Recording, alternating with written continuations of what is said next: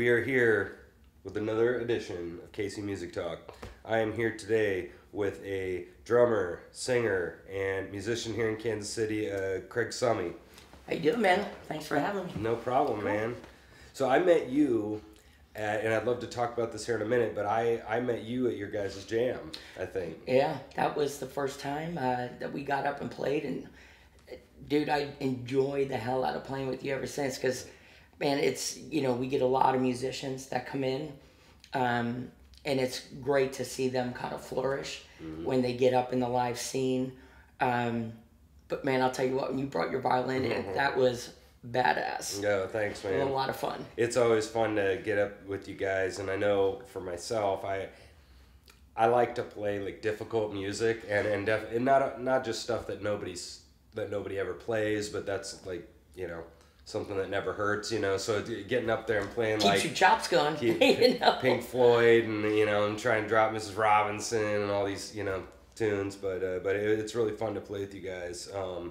So for people that don't know you, tell a little bit about maybe like how you got started playing and some of your stuff like kind of before now. Well, it kind of all dates back. I started learning how to play drums when I was in third grade, and I had, and I still remember his name, Mr. Shanoff, was my first teacher I ever had, and I'll tell you what, when you're starting out, the thing that, you're just kind of chomping at the bit, I had a little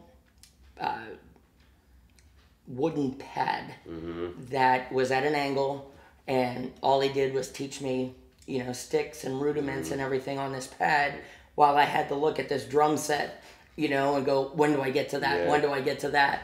Being completely tortured, right? Absolutely, Yeah. man. And so from then, I started performing in the school concert bands and doing that. And then as I got older, I took lessons from Phil Coziara, kudos, who was also, he was a professional percussionist, but also the band director for the middle school band that I was in. And he taught me, really going into stuff, but it was predominantly just snare drum and, again, rudiments and everything, because I was in marching bands then, but I had gone on to the state competitions and, was in the state band and everything. So the thing that was real difficult for me is we moved around every 4 years. So when I went to my high school years, they didn't offer band in my high schools, which really sucked. Yeah. Wow. But my dad got me my first drum set, which I guess would be equivalent to today buying it off of eBay from somebody, because it was just kind of like a hodgepodge kit. But I was so psyched to have something like that. And I'll never forget, the first song that I learned how to play on a drum set was Carousel Alhambra by Led Zeppelin on their In Through the Outdoor album. And I would just listen to that. I had a boombox that I would set up right next to my deal and play it and play along with it. And the rest is history. We wound up, when we moved from Massachusetts to Connecticut, that's when me playing in bands really started taking off. My brother and I, and I have an older brother who's the Midwest rep for Ernie Ball. But we had been in bands since we were together writing music. And then we had a next door neighbor so we were a power trio. And I bought my first real drum set. I saved my money up for that and bought a Pearl export kit. And then, just had, as I gotten older, went off and just played in bands in school. That kind of subsidized a lot of my extra income in college doing that. My freshman year of college, I went to University of New Hampshire, and first thing I did when I got up there is I looked for musicians, and we had a band together, and then I transferred to Johnson & Wales University to get my culinary degree. And my next door neighbor that was in that band with my brother and I, he went to Fairfield University, and he introduced me to a guy by the name of Pete Grennan. And this guy was, I was just awestruck when I watched this guy play guitar. He was phenomenal. And we had a band together. The name of the band was called Swan Song. And we did pretty much a lot of that, Zeppelin, Bad Company, a lot of the artists that were on the Swan Song label. Yeah. And we were a power trio. Frankie Basher was our bass player. And then Pete's college band was called Broken Bottles. So they would have me come in and sing with them.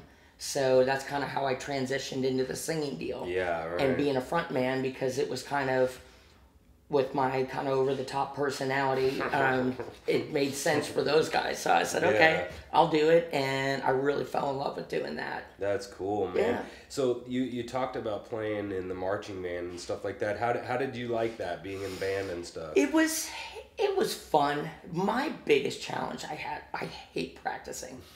I'm just kind of one of those deals. My mom bought me drums to try to channel my energy. But I just can't sit still long enough to practice. Yeah. And it was, that was tough for me. But when you had, shows coming up and concerts, you're practicing the crap out of it to be prepared. You have that incentive, right? I talk about with my students about there being that external thing going on, and I think the other kids too are a part of that as well. When you have other kids and you're looking over at them and you're like, oh man, he's kicking my butt, and you have those are what I'd call the external factors instead of just the internal motivation of you wanting to get good. Well, there's concerts, there's obviously the teacher, there's the students, there's there's a lot to it, And it's interesting because we'll take Scotty McBee as an example, and we do our jam night, and when you have somebody that's as versed on their instrument, and that's the kind of the joke, I call Scotty the Rain Man of music, because he plays everything, but he practices like nobody's business. And when you have somebody that's like that, it makes playing look effortless, and it's so funny because we'll have people come up to us and they're like, hey, you know this song, right? And Scotty's kind of looking at him going, no. And they're like, oh, you can play it. But they don't realize he takes all this time before going into to learn all these songs. Right. And it's always amazing to me because I've got like memory issues. So, for me, that's why when I'm performing, I use lyrics all the time because I can't remember them. There's a lot of songs that I've been doing since I was so young that they're just kind of ingrained. Only 1 billion lyrics to remember. And that's just it. And it's so funny because when I'm playing with the Troubadours, we have the tablets on the stands. And when I'm with the Shanks, I've got a stand and like big lyric sheets of everything. Matter of fact, it's funny because I call it the Bible. And this year, I got a pad for Christmas, and it's kind of like, okay, you can shave your back and start walking upright now. Welcome to the 21st century. Yeah, right. Right. Yeah, and that's funny. I mean, I have that problem too with lyrics, and like, for me, if I kind of can get the first 4 words of the verse, then I'm ready to go. Then it just all kind of falls in place. You just gotta have that there. And speaking of the jam, that's one of the things that I'm, I think everybody who goes there is ridiculously impressed by you guys with your set list. Your set list is, ridiculously monstrous, and that's always something that's really impressive that you can. And you guys all sometimes do this round robin. I mean, Scotty is like really good at guitar and drums, but then somebody else can go play drums. You come out and be the front man, and then Brett can kind of move it, and you guys all kind of move around. But that's just one of those things that I think a lot of open jams don't have, is that vast of a set list. Well, and I think that's the cool thing with, when I started there, and it was my band, the Shanks, we were looking to just kind of get out and kind of get into the scene. And that was back in like 2002, I think it was. And I heard about this jam. So I said, boom, let's, guys, we're going to get on there and do a couple songs and just kind of showcase. And Justin Collette at the time, it was Justin Collette, Scotty McBee, and Brett Boulay were the 3 guys that started the jam night. And it's been going 16 years now. Wow. Yeah, can you believe that? And they had it at the Jerry's Bait Shop on Wednesday nights in Lenexa. And then they would move it Thursdays to their Lee Summit. So Justin, living out in the Lee Summit area, I got to know him real quick. And he's wired a lot like I am. So we hit it off real quickly. But we had come in as a band, and after doing like 2 songs, he called the owner right away and it's like, you got to book these guys for a gig. And then we kind of got our start at Jerry's. Well, it came, it was, I think I've been doing this 10 years now. God, it seems so long when you hear that.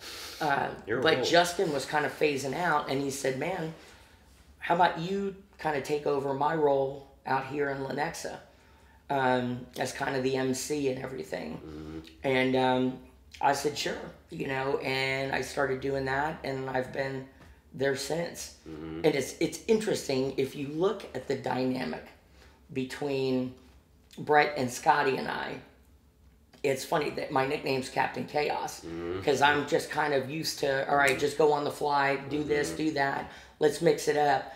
And they're kind of very methodical with what they do. Thinking it out and planning. And, yep. Yeah. And it's funny because I'll be on the drums and I don't know what the heck they're talking about, because they'll always joke with me and they're like, what key is that in? I'm like, I don't know, the one on the record, so, and they're always going, what's that, 145? And I'm going, 6912, Right. So, and I don't realize they're talking about, these.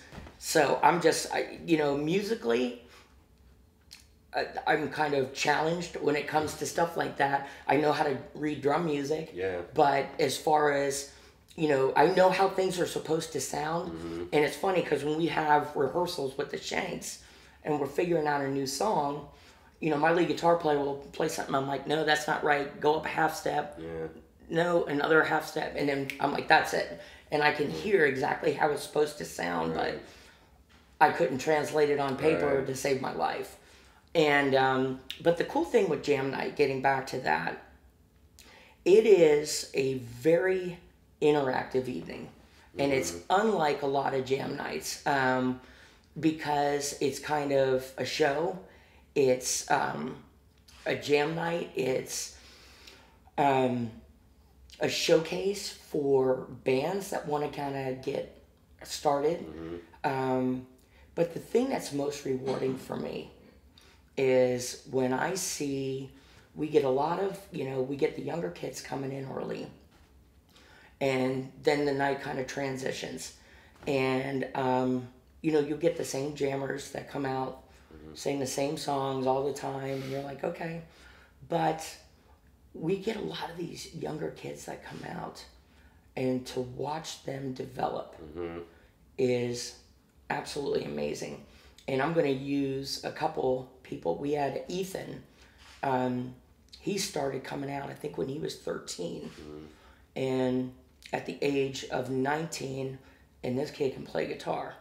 But he's very theory, studies, and he's an introvert. So that's kind of what he does. But playing guitar has brought him out of his shell. And we kind of adopt them, it's like all the musicians, we consider them a part of our family there. And he went to Berklee School of Music and aced his audition because I was dying to find out how it was. And he's like, yeah, man, it was surprisingly easy. And I'm going, easy? Well, that's a testament to how well you know your instrument. Right. We have this other girl that started, she is 16 now. Her name is Jess. Yeah, I know, yeah. And she is, wow. When she's 15, she had just picked up a guitar and self-taught.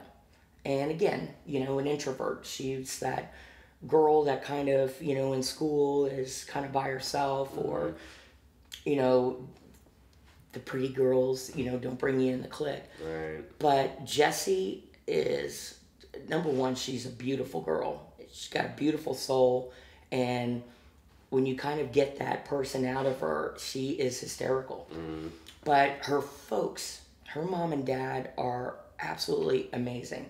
They're supportive of what she does. And the thing I love about her, and that's kind of, I'm like, Jessie, you're killing me. Because she'll show up at jam night with like these 2 songs that I hadn't played forever. And they're ridiculously hard, but she gets up and just shreds these things on guitar. Yeah. And that's what I said to her. I go, well, how long do you practice these things? She goes, well, I'll just kind of think of a song, and then I come home after school and just go up into my room and work on it for like 2 hours. And then she comes out and just shreds it in front of everybody. And the interesting thing with that, which I thought was really cool, was, her folks, they're so appreciative. And they knew with her coming out that she found her niche, because that brought her out of her shell. And, one of the coolest things about jam night is when I was growing up, we didn't have anything like this. And, I talked a little earlier about hating to practice. But the thing of it is, if I had this opportunity to do something, that's the kind of stuff that makes you want to practice. Yeah.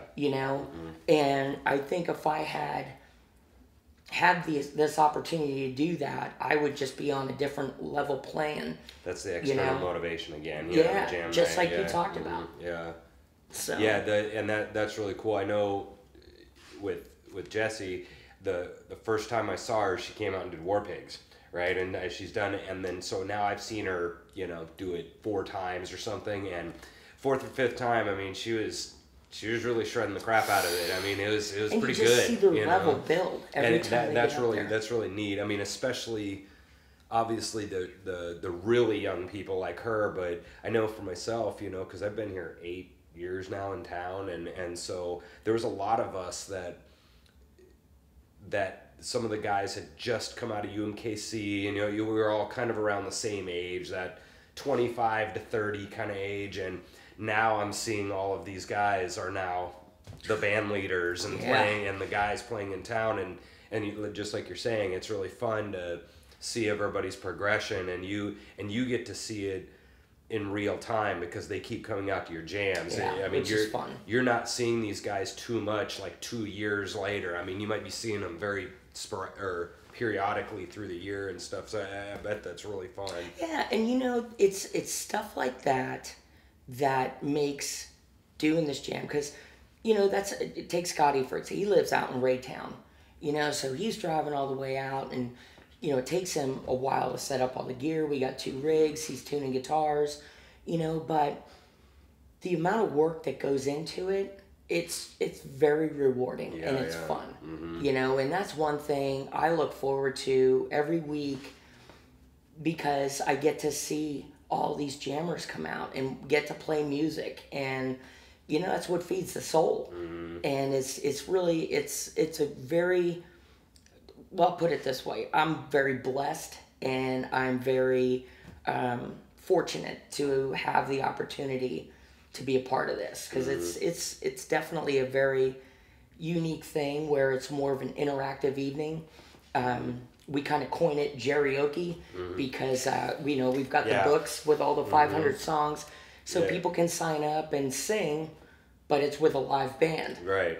So it's a different format, but it being an interactive evening, musicians like yourself, you come up and we've got songs, and so you've got a whole group of different musicians up there, and it's a very organic thing, man, and it's cool. And so that's one of the questions, and we've talked about it a lot on this show so far, about open jams and what some people are expecting, what others are expecting. I've gotten a lot of feedback on what people would say about that topic, but you just mentioned something interesting about karaoke, and that sometimes I think the jam can get get similar to that. That's just funny that you said that about somebody who doesn't play in a band, who they've sang that song at home a lot. But, you know, what's better than karaoke? Well, karaoke with a live band. I mean, there's nothing that beats it, you know, I mean, and so that is kind of neat that you guys give them a chance to do that, come up and play, even if they, you know, aren't super familiar with playing with a band. And they sometimes when people do that, I found that they forget about solos. You know, they're so used to just singing, and then when Scotty looks over at me or looks over at somebody else, okay, it's time for the solo, and then you just keep singing, you know, and it is what it is. But that's what makes it fun. Yeah, that is what makes it fun. So, like, this is the question that I always find fun to ask because, but, like, you mentioned a couple minutes ago about people playing the same songs over and over. Is there anything about jams in general that you would change maybe, or stuff that, like, is maybe a little bit of a pet peeve, or you know, it's kind of, I wouldn't say pet peeve, but mention as many names as possible. No, I'm just kidding. Right. Well, let me tell you about it. Yeah. No, but you know, I think the thing that, and I try to encourage it on a weekly basis, because, you know, to just get up live, if you're not used to performing in a band and in that situation, well, I'll give you Jeff. He's a guy that comes out, and I love the hell out of that guy because he started, and he was one of the most timid people that I had met. And it's, you know, I think that's one of the very rewarding things for the position I'm in there is, you know, when it's not just the kids, but you see the parents bringing them out. And, you know, I'm always the first to go up, and I thank the mom and dads for supporting them and giving them the opportunity to do this, because, you know, again, you watch them flourish and really grow. And getting back to Jeff, it was the same thing. And I kept telling him, man, you did great. You did great. You just give him encouragement. And I'm like, don't worry, we're going to get you back up next week and get you back up. And you look at this guy's confidence level, and it is a 180 from where he started. And guys like Jeff and yourself, I mean, that's one of the things that is unique about Jam Night, is the fact that every week, you know, you guys will push it. Hey, let's learn this song. And, you know, okay, if Scotty can get to the homework and do it, cool. We got a brand new song in the repertoire that we're doing. I think that's the thing that, you know, there's the challenge to doing a jam night, and I look at it in this direction, is it's kind of like being a radio programmer, where based on the crowd, you're feeding off of the crowd, because it's one of those things that if you don't stack, you know, jammers in an order that's going to have a flow throughout the evening, it can take one person to clean out the room, and you've completely lost the momentum. So that's harder than it looks, isn't it? It's challenging, you know, because you always have someone coming up going, "Am I next? Am I next?" And it's tough because you have a clipboard where everybody signs up, but just because you signed up first doesn't mean you're going to get up first, you know.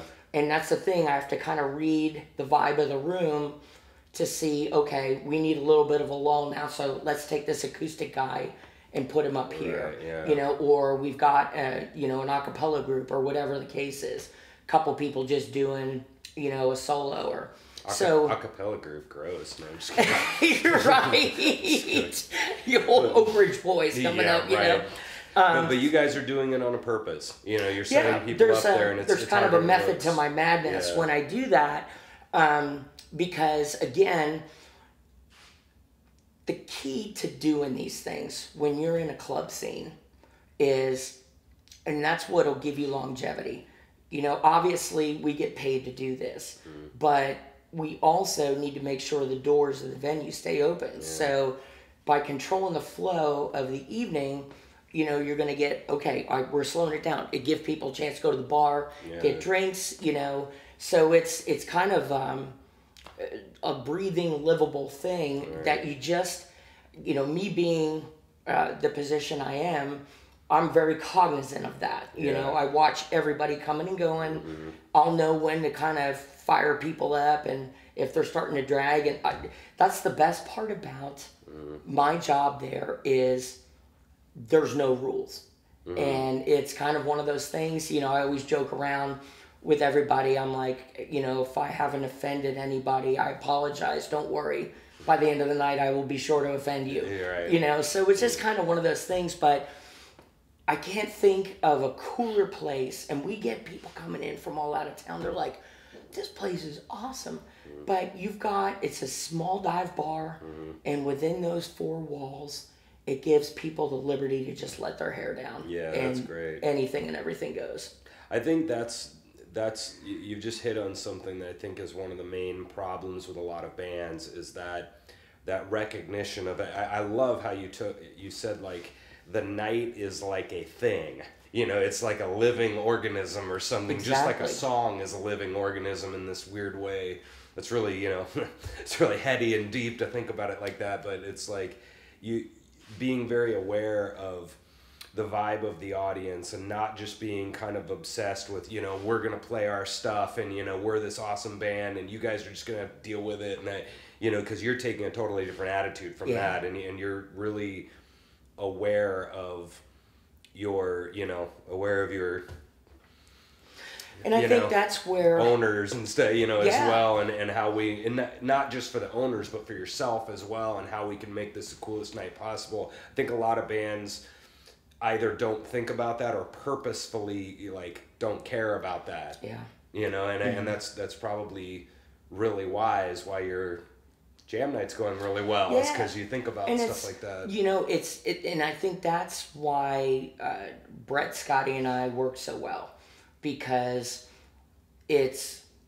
we all have different takes on the evening and how it runs. Scotty is, being the Rain Man of instruments that he is, you know, he's always focused on the song. What song are we doing? What key's it in? Who's, you know, who's playing what? So his focus is kind of like a tunnel vision on that stage. And that's why they call me Captain Chaos, because I'm just like all over the place. And I'll be, all right, no, this guy's coming up, we're doing this. That's a good name for you, by the way. Yeah, I know. So, well, it's funny because I found a shirt this past Christmas. It says the Chaos Coordinator on it. You know? Chaos Coordinator. So, well, and talk about that too, because that me and my buddy Scott that I play with, we're really opposite in that fact. He's probably way more on your wavelength, a little bit more shotgun and like, nice. and I'm probably too analytical, too organized, but in a way we like really balance each other out really good because I need to let go too, and he needs to be like, Rob, if we start at 7:04 instead of 7 o'clock, is the world gonna end? You know, like, right. You know, he kind of calms me down a little bit from being like, hey, we got to start. Oh, we got our check sheet and like, you know, and you know, he's like, dude, you know, right. But there's some times where he's off in La La Land, and I gotta kind of reel him in. Yeah, and so it seems like you guys kind of balance each other out pretty well. I mean, would you say? I would agree with that wholeheartedly. Yeah, that's cool, man. And so another thing that you said that I thought was one thing that you do really well, which is another thing that a lot of bands don't do well, is the idea of stage presence.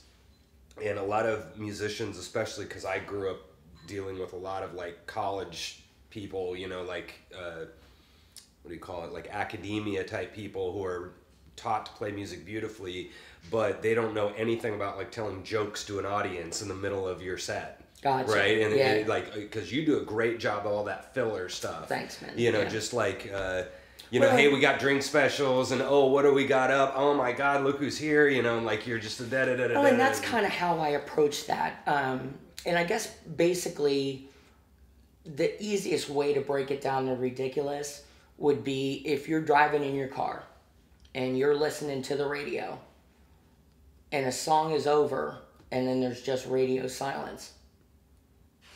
And you're sitting there and what do? You're going, you know, you're kind of hanging on the edge. Mm-hmm. So, you know, I look at it kind of from that approach, but then also, again, kind of, you know, touching on, you know, how I'm watching everything going on.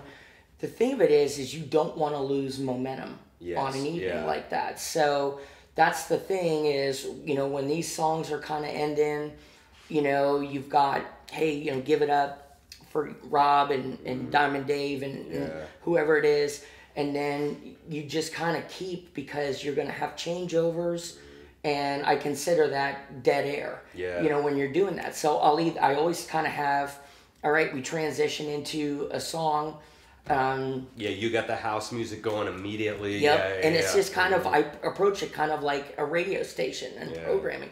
And the cool thing with that is, just kind of getting back to the no rules deal,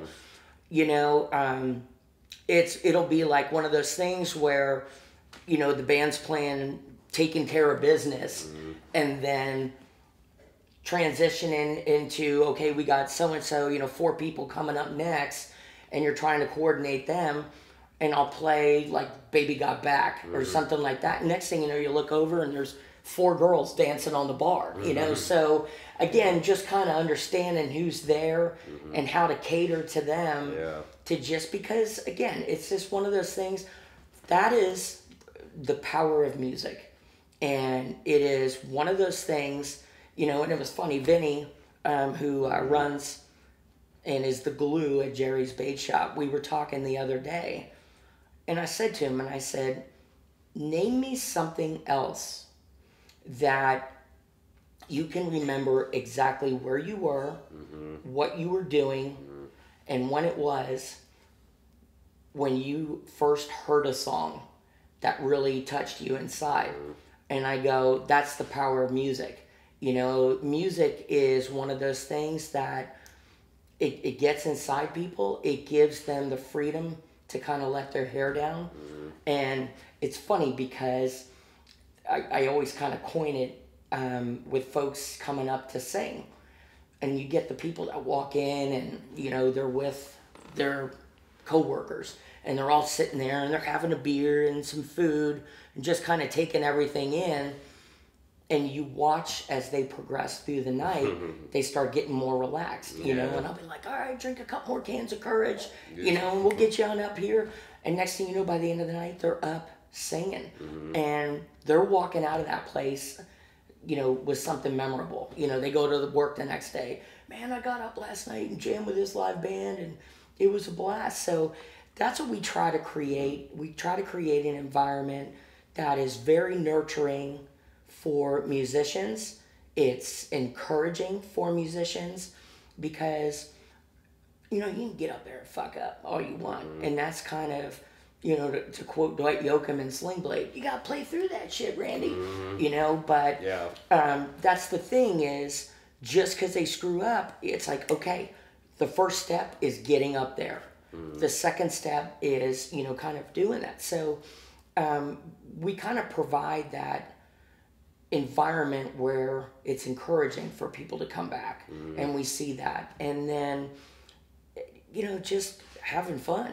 People just come in and forget about their problems, and they walk out of there, and they're just, I think with the amount of different genres and songs that we have, and I think that's where a lot of these jams kind of get pigeonholed, is it's a blues jam. All they do is play blues. And you're going, how many, blues deals? And we're playing everything from hair metal to classic rock to, jazz to country to hip hop, So it is, like you said earlier, a very eclectic mix. It is. Yeah. And that's what is fun, because you guys will get a couple of the blues type jammers once in a while. They'll come up and do something, and somebody else will come up and play Folsom, where you guys kind of go country on them for a minute, and then somebody will come up and do some 90s alternative stuff, and then somebody like myself will come up and do Mrs. Robinson or some 70s and that's stuff. What makes it great. Yeah. Always keep them Or guessing. Some chicks will come up and do some like really ballady pop songs. I mean, it's really like all over the place, and that is really fun. There's no other rock jam in town. I mean, you guys are it. There's a bunch of blues, jazz, country, but that's really neat that you guys are there doing that kind of thing. So talk to me a little bit about playing drums specifically. You talked a little bit about what's maybe I could answer this, I guess, is what is something that you're like maybe sort of a technical thing that you're thinking about while you're playing? Yeah, well, the thing of it is like on the drum kit, I was never formally taught. Mm-hmm. It was something where, just people talk about playing by ear, and that's kind of how I approach it. So, I know, and it's difficult at jam night because there's no back monitor by the drums. So to hear, it's very difficult. But when I'm playing, I am listening to the song in my head. Yeah, sure. So I know kind of where to go, things like that. And, the only things that we kind of mix it up with is the endings of the songs. Yeah. If we're going to transition into something else. So that's kind of jam night. When I played with, they were signed to Columbia Records in '89. The name of the band was called The Front. Mm-hmm. And they were signed, Doc McGee, who manages Kiss and Bon Jovi and Skid Row and all, he signed that band. And so when I moved out to Kansas City, I met Mike Green, who was the lead guitar player for that band. Mm-hmm. And at the time, Shane Miller, who was the drummer. And we kind of put a little project together. We just get together and jam and everything. Well, Mike and I just kind of really stuck together. And that's how the Shanks kind of came about. Mm-hmm. And but that was before we decided to put the Front back together again. Mm-hmm. And the original singer-songwriter, Michael Fernano, he lived in New York at the time. And Mike Green's brother, Todd Green, was a bass player. So we would just get together either at my house or Green's house, and just as a trio, just writing songs and playing. And then it was interesting because at the time, Michael's girlfriend, Jamie, her job was, she was the site locator for Photography Magazine. Mm-hmm. So they would travel the world. And they happened to be coming back from China and stopped off in LA before going back to New York. So he's like, hey, I'm going to pop in and see what Doc's doing. So he went in and he's like, dude, what have you been up to? I had just been listening to your records the last couple of days, thinking about you, and was going to give you a call. So Michael got back to New York and called Green, said, hey, I ran into Doc. What have you been up to? And Mike's like, well, we've been kind of doing this thing here. And Michael had been working on a bunch of stuff up in New York. And me being the concert promoter I was at that time, I'm like, cool. I'm just going to start booking dates and everything. So Michael would fly out. We'd have a couple days rehearsal and then just go out for a run. Mm-hmm. And so that was, the fun thing with doing that.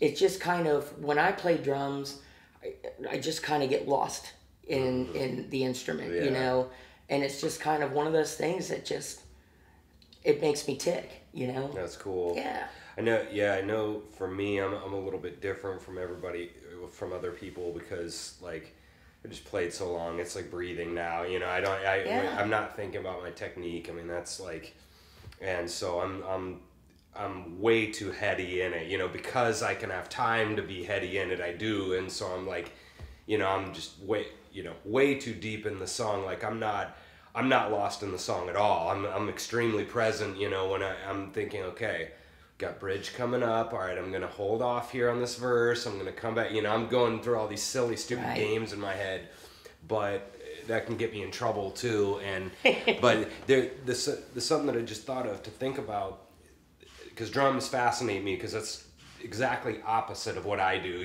like melody instrument soloer, and you guys are kind of like holding down the fort, drums and bass sort of. One thing that always cracks me up about rock, especially in regards to drummers, is that there are a lot of random little tags and hits in rock.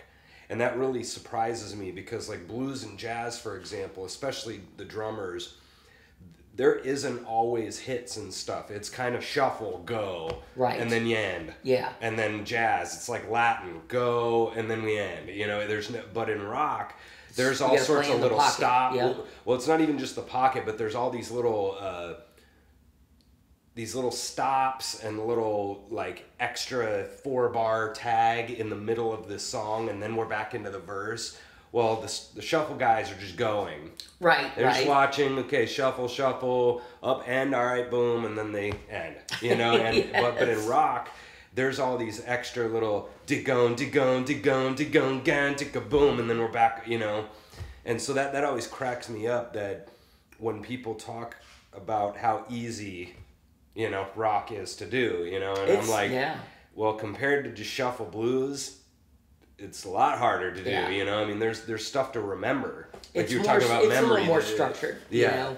And you know, that's one of the things. Because you guys do a great job of that. I mean, you guys hit those. Yeah, On this ridiculous set list you guys got on all of this. Right. Like you guys do the song pretty damn close to the original, and you're doing all of those hits, you know. And that's kind of, I guess, and I always kind of bust Scotty's chops about that, because I'm like, I'll look at them and like jazz drummers, you know, because they always want to, you know, and that's the difference between like a rock drummer and a jazz drummer is, like you just said, you know, rock is, you know, in the pocket, it's being cognizant of where the changes are, you know, the little nuances, like you said, in the song, and like I'll have, you know, songs that where Scotty will jump back and play. He's like doing his jazz, you know, putting all this stuff in, and I'm going, you can't do that in rock, and that's something that does get under my skin. Yeah, is I'm like going, okay, you know, this isn't. And we both know him.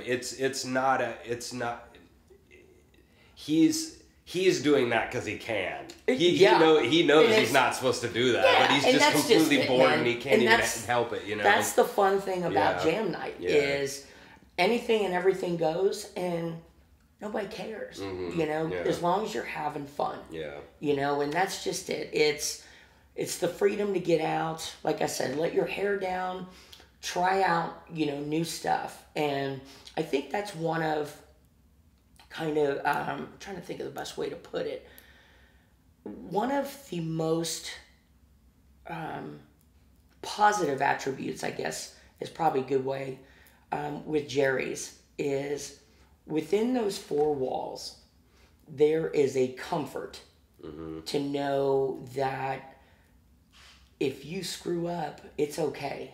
You know, it's not like it's expected, but it's one of those deals where, you know, you go to some of these venues and you screw up and you're going, what the hell is that? You know?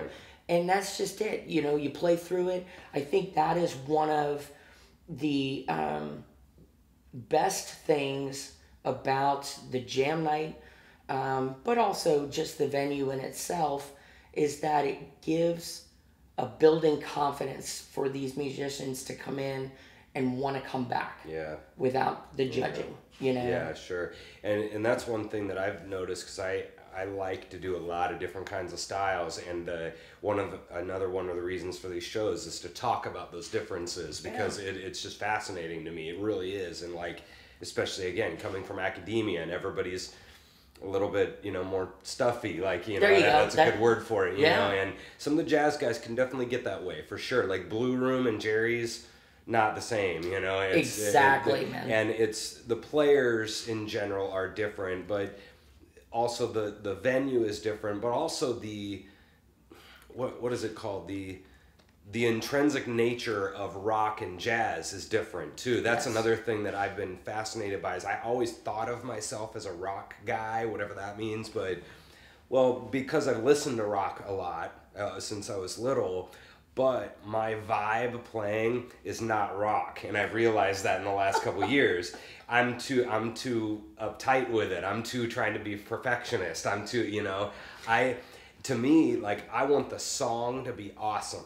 That's my number one.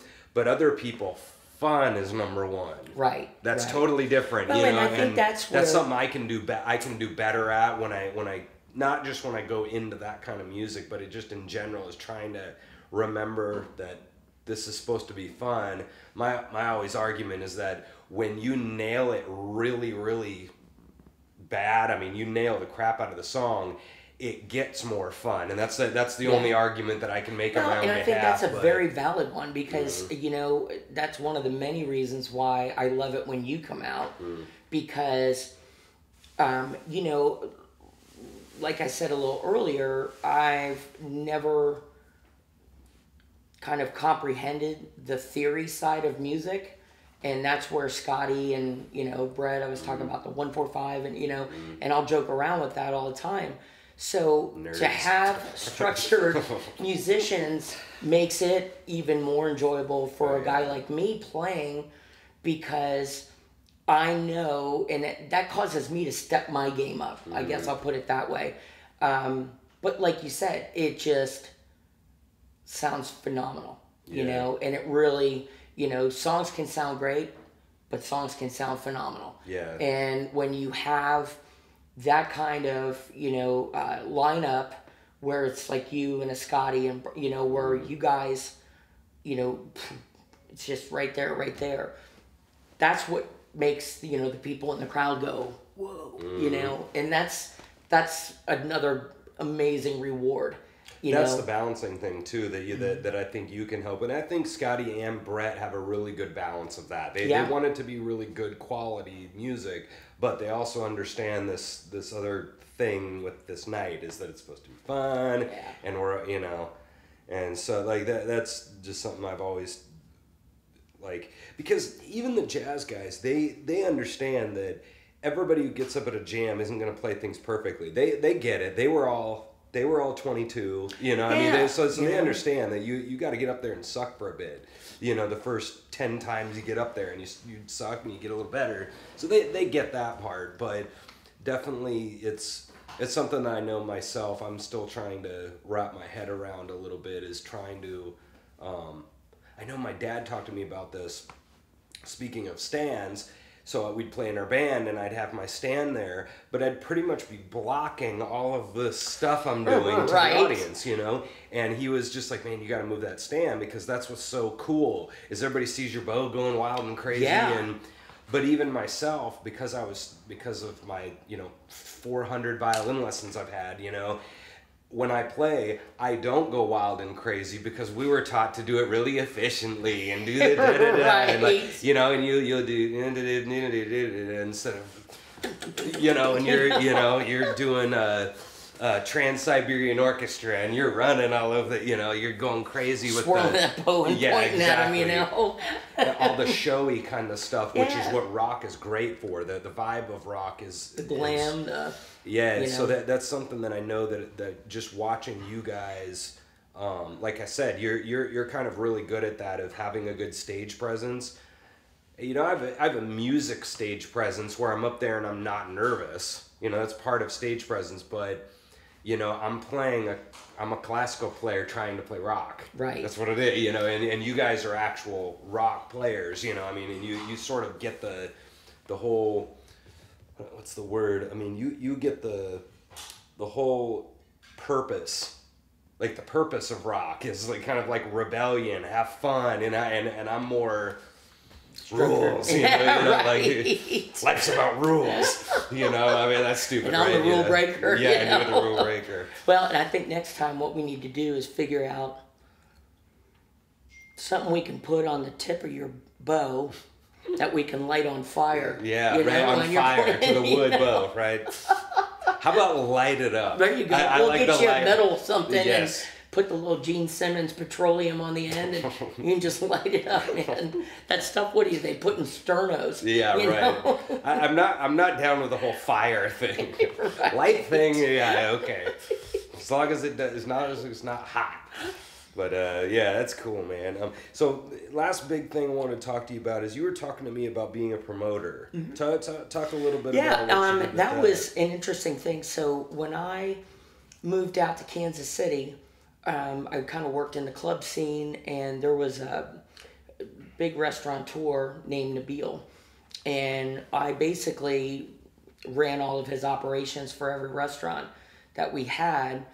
And it was, in the restaurant business, it's very difficult because you are working over 100 hours a week. You have no life. You're married to the place. Well, he had me going around all of our different places that we had, so I really had no life. I had a great bank account, but you kind of sitting there and you're going, and it was kind of my wake-up call, paradigm shift, whatever you want to call it. And one of our venues was the Overland Brewing Company. Mm-hmm. And, you have a restaurant, and that was the thing I used to fight with the Nabil a lot. And I'm like, man, great. But when the kitchen closes at 10 o'clock, that's when everybody leaves the restaurant. So revenue is within liquor. Mm-hmm. Revenue is within entertainment. Mm-hmm. So let's start doing that here.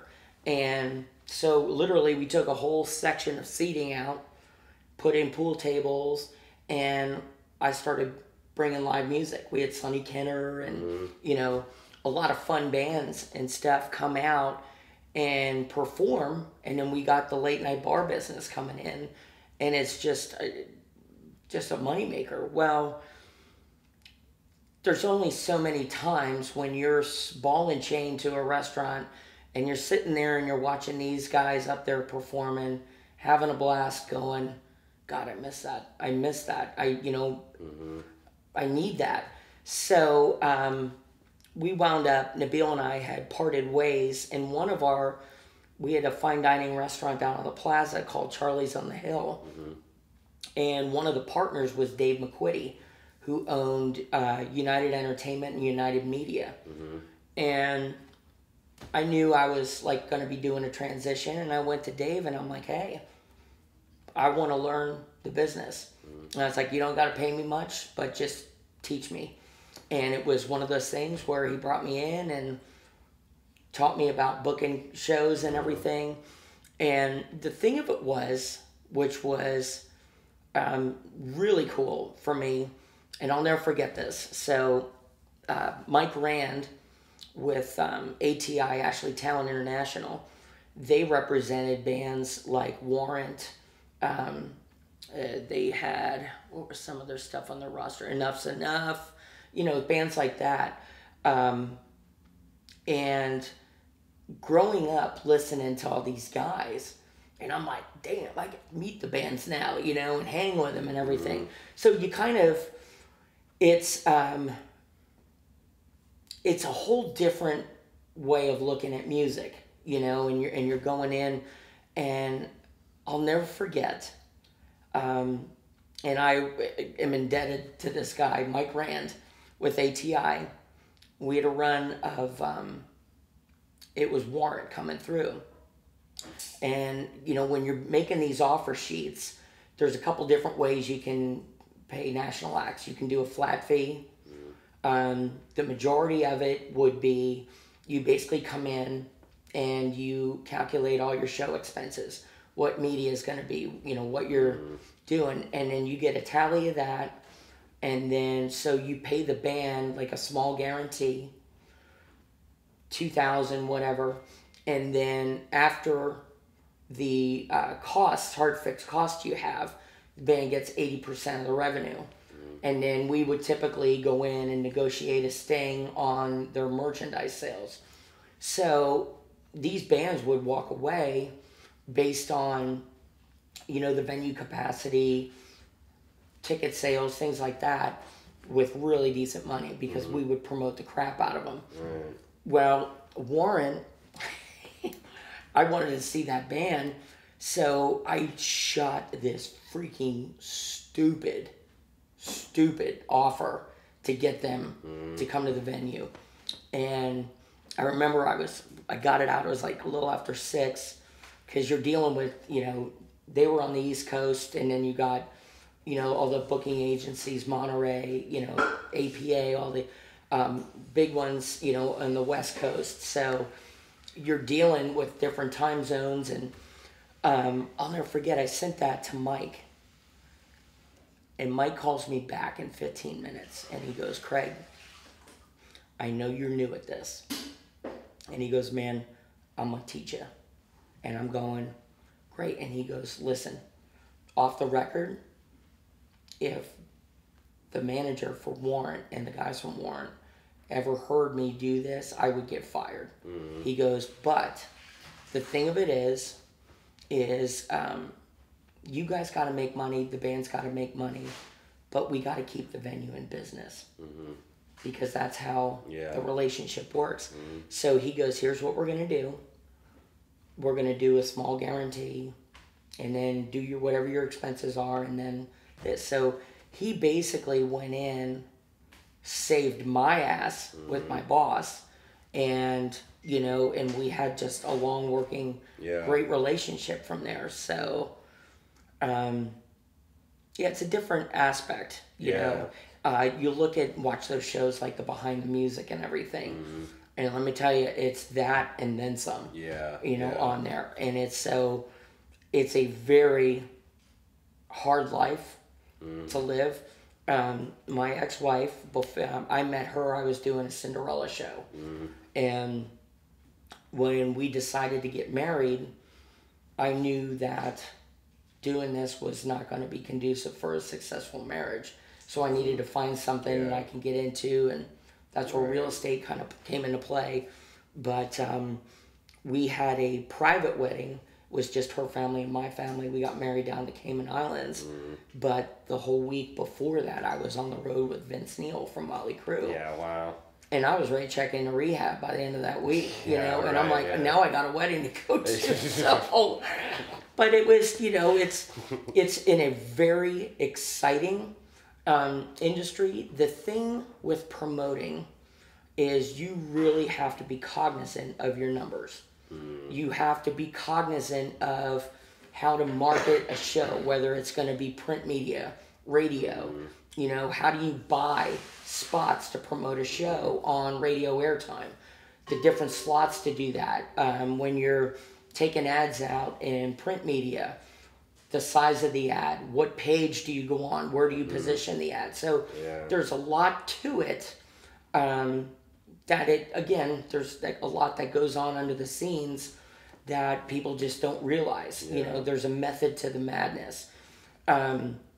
My genres that I had, I would book like local and kind of regional talent on the off nights at a lot of our venues. And we had venues throughout the Midwest. We had Far East as Columbia. We had a venue in Wichita. We had a number of venues here in Kansas City, one in Omaha, one in Lincoln, a couple in Job. So, and that was kind of my deal. Was I would see these touring artists, and I'm going, okay, they're going from Denver to Chicago, and they've got an off night. So they're coming right through here. You got it. And I'm like, hey, you want to pick up a show, make some extra money? Boom. So these guys would do that. And my genres were, I had blues on the national level, and then I had classic rock and an 80s hair metal. Mm-hmm. So it made for some very interesting stories. Oh, sure. I'll put it that way. And so, like, that's what I think is a thing that's happening with a lot of bands in this town is that, and I'm just generalizing a level here, but I think there's so many bands in town that can easily go into some bar and get your 300-400, I mean, any bar will just, okay, and they'll give you the gig and see how you work, and that's why Kansas City's nice, because a lot of it is still sort of Wild West out here, where you can kind of go into any bar, and if you can kind of talk them into it, and it's fine, but I think so many bands are trying to get to that 800, 2,000 kind of a range with their gigs, where they're playing, a Lou Allen's for 800 or a opening up at Knuckleheads kind of a level of a band, and so like that's where I'm really confused with myself, because there's so many people in town that can put on just a fine show. They're fine, and definitely even 50-year-old guys. I mean, they've been playing for 30 years. They're not good, really. Like, these guys are good players, but I think what runs them into trouble is that they don't think about all that stuff that you just talked about with, you know, what are we going to advertise on? Facebook's fine, but it's not near good enough, right? I mean, Right. that's not near the 100% of what you're doing. And like, that's where I think a lot of bands think they know how to get to that 1,500, 2,000 a show kind of stuff, or get to a point where they can guarantee 40 out at their show every time. Yeah. You know, there's some people in town that can do that. Samantha can do that when she plays her. Samantha Fish. I'm sure Trampled Underfoot was at that place where they can Danielle guarantee. Nicole Band. Yeah, Daniel. Yeah, and so, like, do you think that that's maybe one of the problems is people don't think about all that business crap? It's a big. The main thing is, which kind of gets,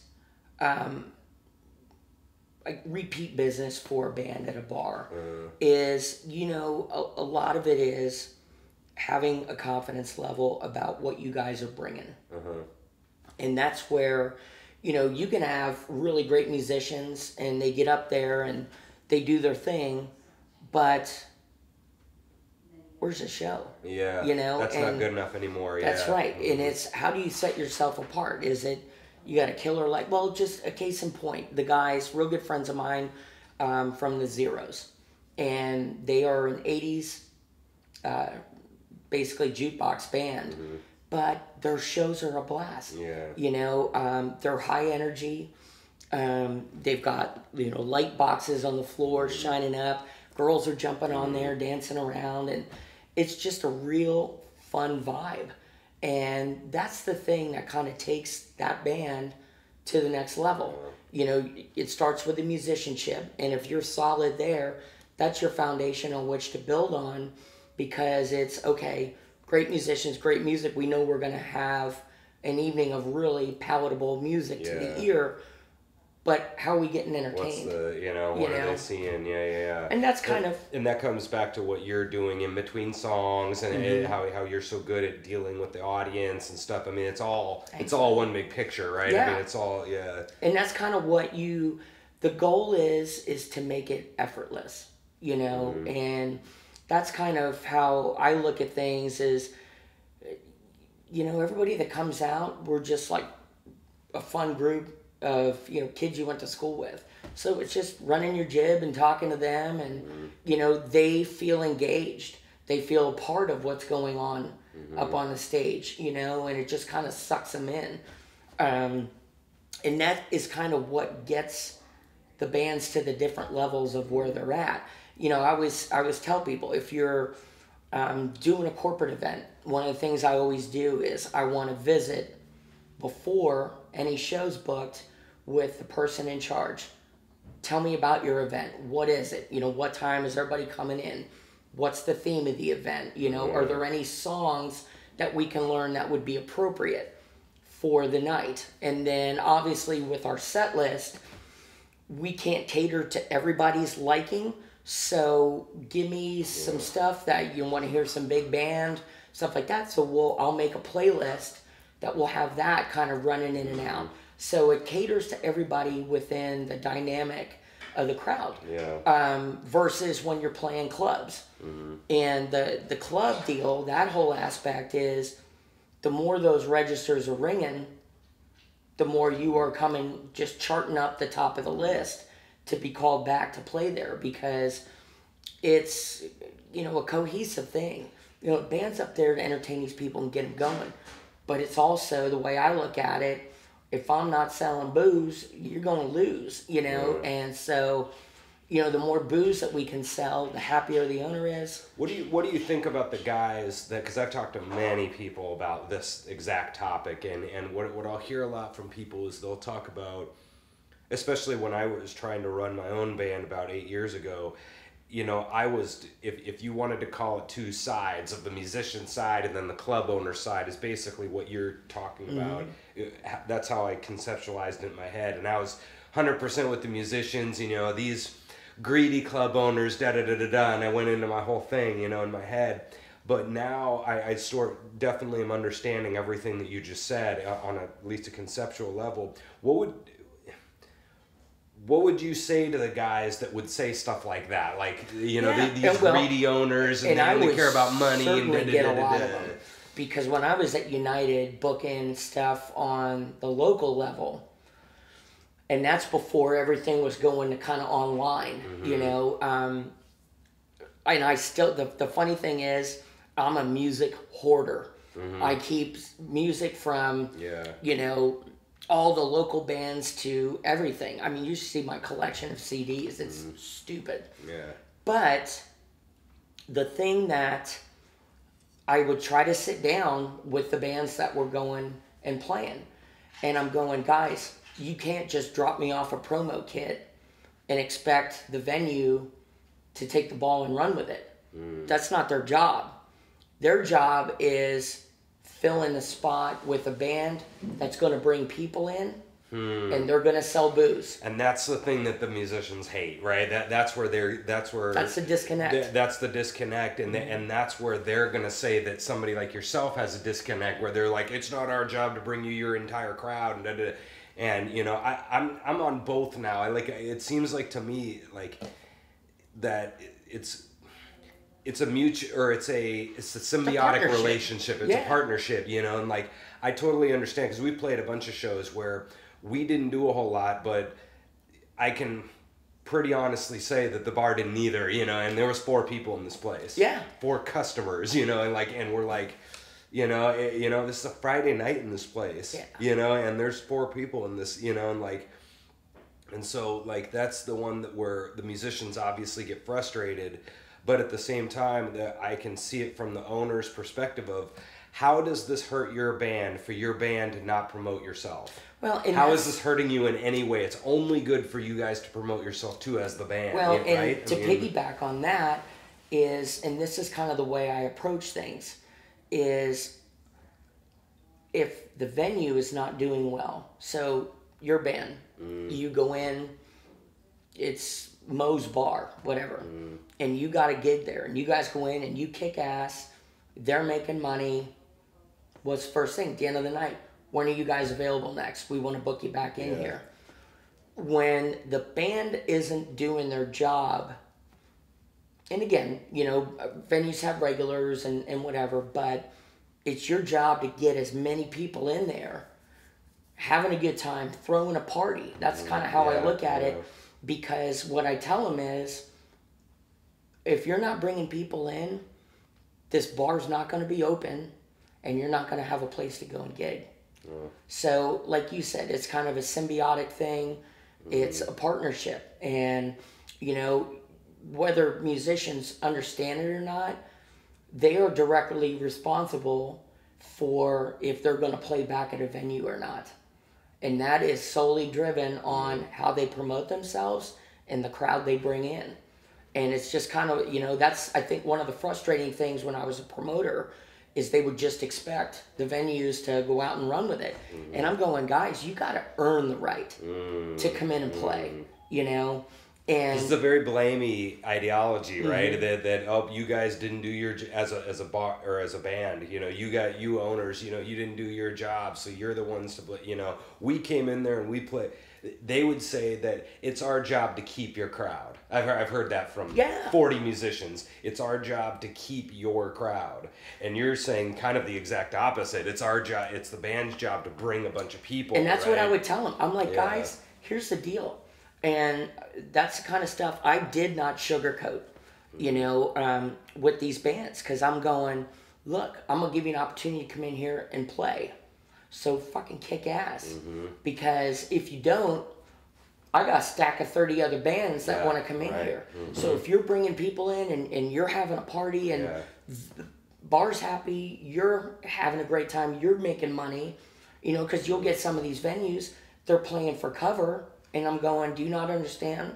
The more people you bring in, the more money you're making. You know?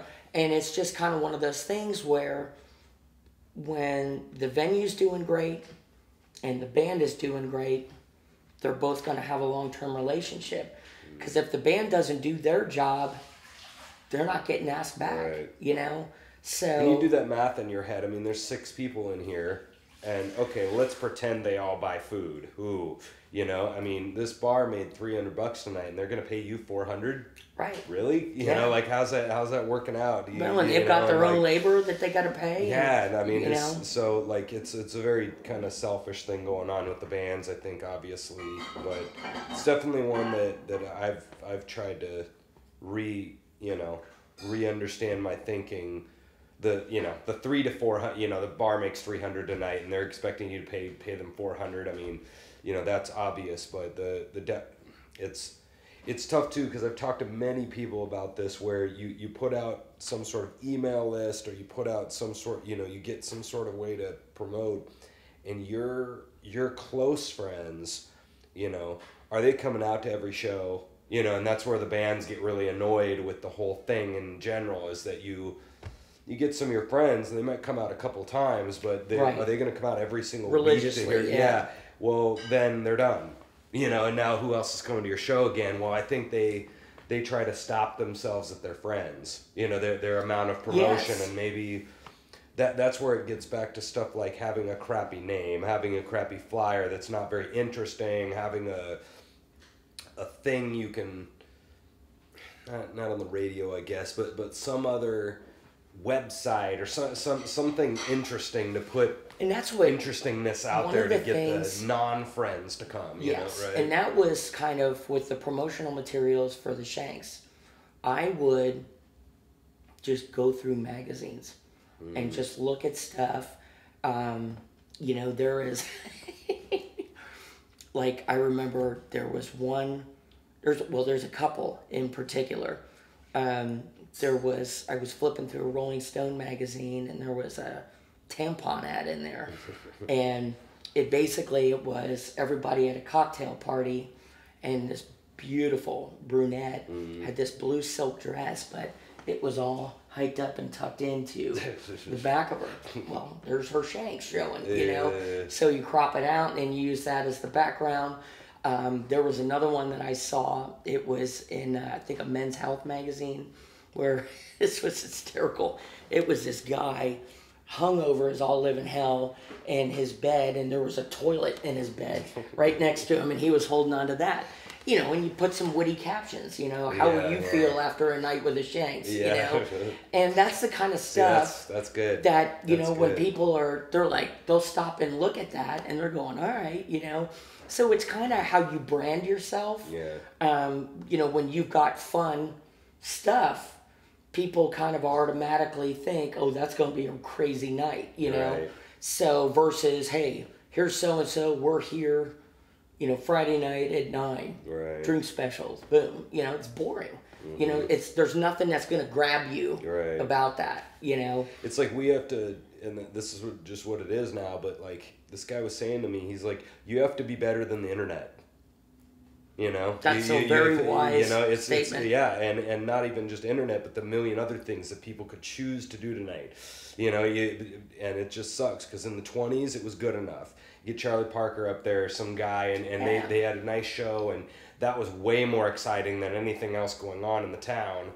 But now, I mean, there's so many things. I mean, they could go home and watch NCIS instead of come watch you, or get on the internet and you sit on Facebook all night or whatever, and be in the million clubs we have now, reading clubs or whatever, any random thing you would want to do, and that's what is annoying, because we wish we could just go out and play, because that's what it's supposed to be, but you kind of got to be better in the internet. So all those little tricks that you just did is what you're trying to, during the show, making it really fun, having some humor, doing the promotion, doing the, and I don't think a lot of people understand that. Well, and they don't to want your to, point, that's the difference between a band that's going to grind it out, playing a 4-hour gig, making $300, versus going and playing a corporate show or a casino or the same venue where you're playing a 4-hour gig and you're making $1,750 to $2,000. Yeah. So it's just little things like that which will get you to that level. Yeah, that's a good point, man. Last thing for you have one other pretty funny moment in the music business that was horrible, but now it was really funny, or like a really crazy night or anything? God, yeah. That's a yes. Yeah, I mean, I've had a lot of, especially with a lot of these metal bands. Oh, yes. Yeah, we had, well, PG-13 version? yeah, I know, I'm trying to think of some. Well, this was funny. We had one night, we were doing, Great White had come off. They're just, they were monster, huge and everything. Well, that's the only thing that sucks when you get to the top.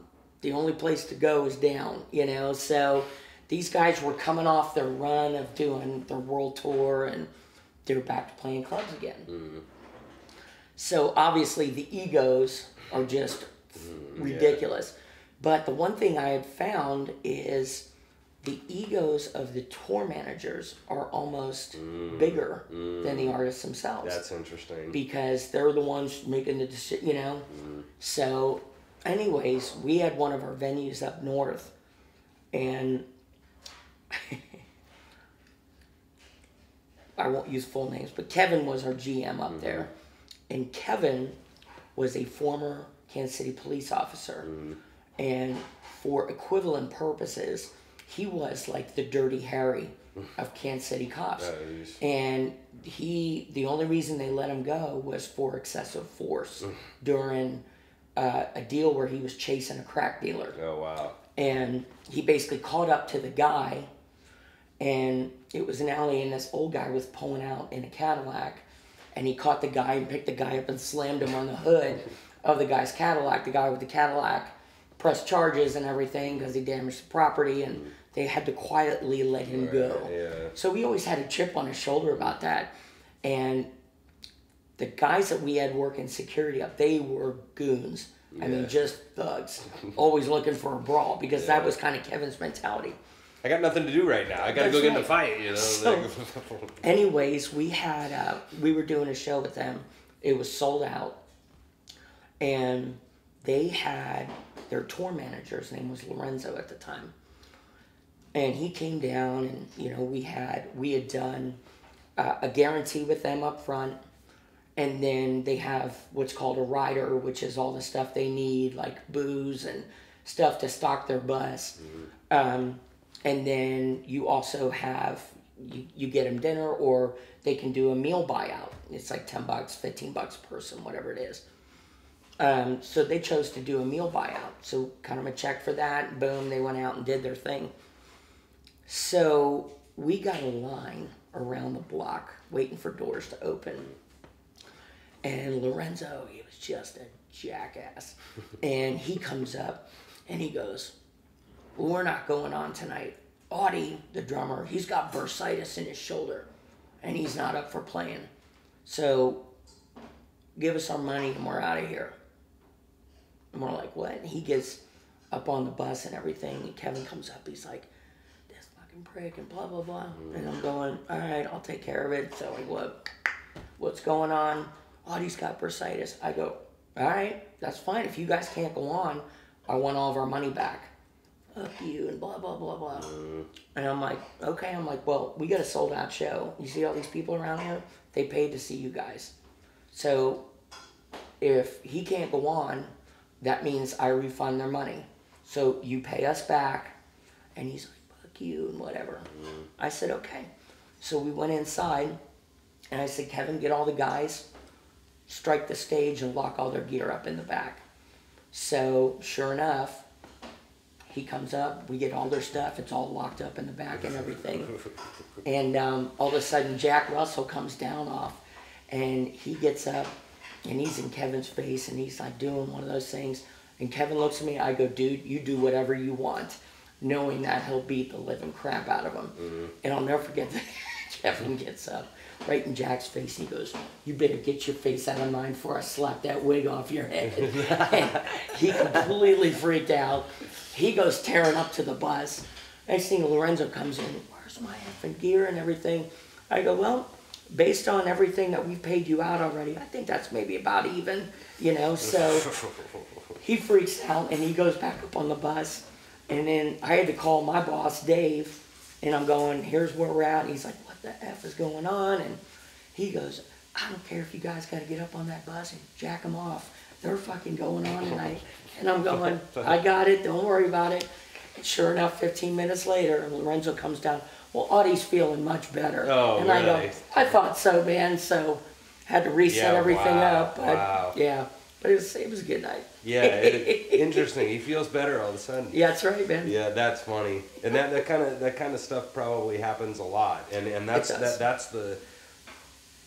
the stuff that we all know that the audience has absolutely no idea. That's exactly it, man. And that's the stuff that's really the good stuff of what conversations need to be about. Because I mean, I can't believe some of those like 80s hair metal guys. What would have gone on backstage? Like I mean, Axl Rose and all those people. I mean, like Sodom and Gomorrah. Hotel rooms and like we're in, you hear horror stories about people's buses breaking down in the middle of Arkansas and, like, I mean, trying to get to the show and, like, that stuff is crazy. It's good times, man, but Yeah, that's what man. makes rock and roll fun. Yeah. Well, man, tell them one more time about Jerry's. Yeah, well, we do, the open mic night is every Wednesday night. Mm-hmm. I'm hoping they'll keep it during the hours. We go from 8 to midnight. Mm-hmm. A lot of times when it warms up, Vinny likes to switch it to what they consider summer hours, which would be 9 to 1. But, you know, with especially getting the attraction for people coming out and jamming, a lot of these guys got to go to work early in the morning. So 8 to midnight works great. We do it every Wednesday night. During the school years, if there's the younger kids come out, we always get them up first so they can get in, play, and get out at a decent hour. It's nice of you to accommodate for them. That's a really nice idea. But the cool thing with that is you're in a venue where you get the privilege of seeing a lot of great musicians. We don't charge cover to get in. They're always running, some great food specials, cheap drink specials. So it's a really fun night, and if you haven't been out there, I would definitely recommend coming on out. I would too. I always have a lot of fun when I go out there, and it was definitely obviously nice to meet all you guys out there. Well, dude, I love really playing fun. with you, man, and thanks. I always hound him for not coming out more. So, but it's a whole different element, man, and it's a lot of fun. Yeah, that's great, man. Well, that's it. This is Craig Summy. Thanks for coming, man. Man, thank you for having me. This was a lot of fun. No problem, man. We'll be back with some more people on KC Music Talk, talking more music stuff. Keep rocking, Kansas City. Yep. All right, see you guys later.